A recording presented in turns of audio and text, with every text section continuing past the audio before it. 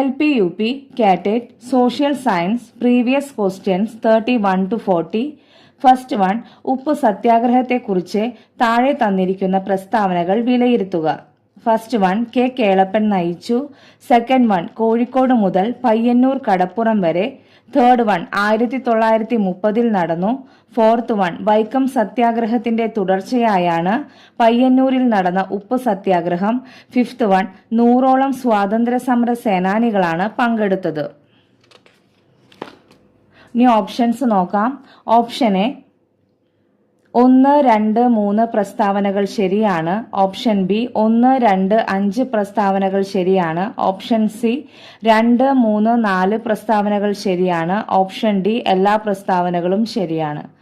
അപ്പോൾ answer A ആണ്. 1, 2, 3 പ്രസ്താവനകൾ ശരിയാണ്. അപ്പോൾ ഉപ്പ് സത്യാഗ്രഹത്തെക്കുറിച്ച് പറയുമ്പോൾ ഈ 3 പോയിന്റ്സ് ഓർത്തു വെക്കുക. കെ കേളപ്പൻ നയിച്ചു. കോഴിക്കോട് മുതൽ പയ്യന്നൂർ കടപ്പുറം വരെ 1930 നടന്നു.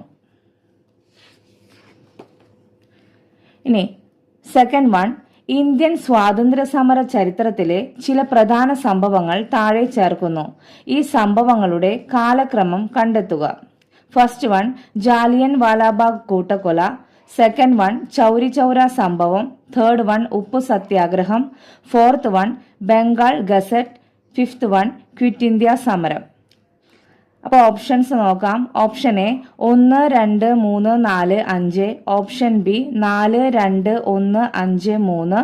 Option C 2, 3, 4, 5, 1. Option D 4, 1, 2, 3, 5. Jallianwala വാലാബാഗ് കൂട്ടക്കൊല നടന്നത് 1919 ചൗരി ചൗര സംഭവം നടന്നത് 1922. ഉപ്പ് സത്യാഗ്രഹം 1930. ബംഗാൾ ഗസറ്റ് 1780. ക്വിറ്റ് ഇന്ത്യ സമരം 1942. അപ്പോൾ ഓർഡറിൽ പറയുമ്പോൾ ആദ്യം വരുന്നത് ബംഗാൾ ഗസറ്റ്, പിന്നെ ജാലിയൻ വാലാബാഗ് കൂട്ടക്കൊല, ചൗരി ചൗര സംഭവം, ഉപ്പ് സത്യാഗ്രഹം, പിന്നെ ക്വിറ്റ് ഇന്ത്യ സമരം. അപ്പോൾ ആൻസർ ഈസ് ഡി ആണ്. 4, 1, 2, 3, 5. തേർഡ് വൺ, കൂട്ടത്തിൽ പെടാത്തത് ഏത്? Option A Prarthana Samaj. Option B Arya Samaj. Option C Hindu Samaj. Option D Brahmo Samaj. Answer is C, Hindu Samaj. Prarthana Samaj, Arya സമാജം, ബ്രഹ്മ സമാജം എന്നിവ ഇന്ത്യയിലെ നവോത്ഥാന സംഘടനകൾക്ക് ഉദാഹരണങ്ങളാണ്. ഫോർത്ത് വൺ, താഴെ തന്നിരിക്കുന്നവയിൽ കൂട്ടത്തിൽപ്പെടാത്തത് ഏത്? ഓപ്ഷൻ എ നീല വിപ്ലവം. ഓപ്ഷൻ ബി ധവള വിപ്ലവം. ഓപ്ഷൻ സി ഹരിത വിപ്ലവം. ഓപ്ഷൻ ഡി ഓറഞ്ച് വിപ്ലവം. ആൻസർ ഈസ് ഡി, ഓറഞ്ച് വിപ്ലവം. നീല വിപ്ലവം, ധവള വിപ്ലവം, ഹരിത വിപ്ലവം എന്നിവ കാർഷിക വിളകളുടെ ഉൽപാദനവുമായി ബന്ധപ്പെട്ടിരിക്കുന്നു. ഓറഞ്ച് വിപ്ലവം രാഷ്ട്രീയ വിപ്ലവത്തിന് ഉദാഹരണമാണ്.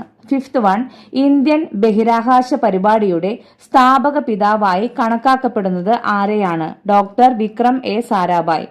സിക്സ്ത് വൺ, ഈജിപ്ഷ്യൻ സംസ്കാരത്തെക്കുറിച്ച് താഴെ തന്നിരിക്കുന്ന പ്രസ്താവനകളെ വിലയിരുത്തുക. ഫസ്റ്റ് വൺ, നൈൽ നദീതടങ്ങളിലാണ് വികസിച്ചത്. സെക്കൻഡ് വൺ, ഗിസയിലെ പിരമിഡുകൾ പുരാതന ഈജിപ്ഷ്യൻ സംസ്കാരത്തിന്റെ ഏറ്റവും തിരിച്ചറിയാവുന്ന ചിഹ്നങ്ങളാണ്. തേർഡ് വൺ, തെക്കൻ ഈജിപ്തിലെ ആദ്യകാല സംസ്കാരങ്ങളിൽ ഏറ്റവും വലുത് ബദേറിയൻ സംസ്കാരമാണ്. ഫോർത്ത് വൺ, പുരാതന ഈജിപ്തിൽ ശവകുടീരങ്ങൾ ആഭരണങ്ങളും മറ്റു നിധികളും കൊണ്ട് നിറച്ചിരുന്നു.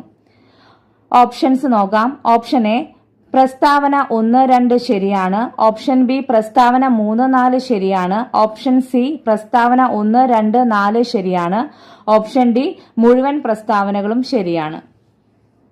ആൻസർ ഈസ് ഡി, മുഴുവൻ പ്രസ്താവനകളും ശരിയാണ്.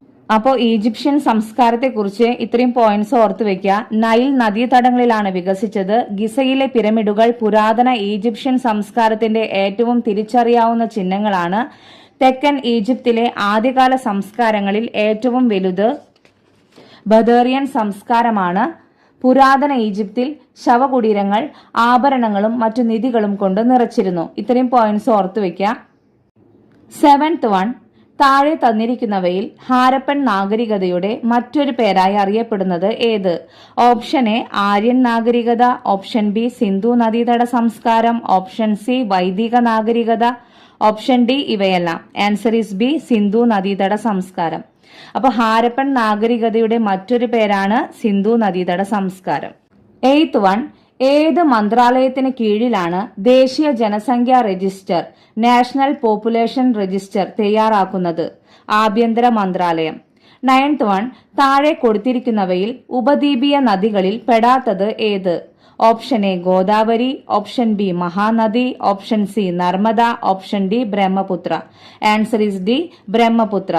ഗോദാവരി, മഹാനദി, നർമ്മദ, കൃഷ്ണ, കാവേരി, താപ്തി എന്നിവയാണ് പ്രധാന ഉപദ്വീപീയ നദികൾ. 10th വൺ, ഇന്ത്യൻ ഭരണഘടനയുടെ ആമുഖത്തിൽ സ്ഥിതി സമത്വം, മതേതരത്വം എന്നീ ആശയങ്ങൾ കൂട്ടിച്ചേർത്തത് എത്രാമത്തെ ഭരണഘടനാ ഭേദഗതി പ്രകാരമാണ്? 42. Thank you.